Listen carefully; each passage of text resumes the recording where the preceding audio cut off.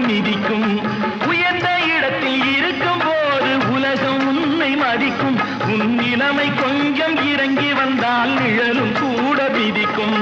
மதியாதார் தலைவாசல் மிதிக்காதே என்று மானமுள்ள மனிதனுக்கு அவ்வை சொன்னது.